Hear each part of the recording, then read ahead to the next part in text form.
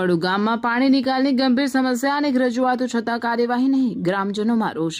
પાદરા તાલુકાના વડુ ગામમાં વડુ ડબકા રોડ પર પાણી નિકાલની કાસ અને ગટરનો માર્ગ બંધ થઈ જતા વરસાદી તેમજ ગટરનું પાણી સતત ભરાઈ રહેવાની ગંભીર સમસ્યા સર્જાઈ છે।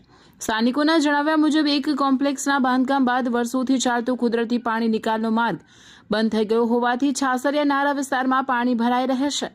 આ સમસ્યાને કારણે સ્કૂલ જતા બાળકો, મહિલાઓ, વૃદ્ધો તેમજ રાહદારીઓને ભારે હાલાકીનો સામનો કરવો પડી રહ્યો છે। એટલું જ નહીં, કોઈ દર્દીને હોસ્પિટલ લઈ જવાનો કે મરણ પ્રસંગે મૃતદેહ લઈ જવાનો પ્રસંગ આવે ત્યારે પણ લોકોને પાણીમાંથી પસાર થવાની ફરજ પડે છે। સ્થાનિક રહેવાસી સરફરાઝ દીવાને જણાવ્યું હતું કે આ મુદ્દે તલાટીને 2 વખત લેખિત અરજી આપવામાં આવી છે તેમજ સરપંચ અને ગ્રામ પંચાયતને પણ 2 વખત રજૂઆત કરવામાં આવી છે।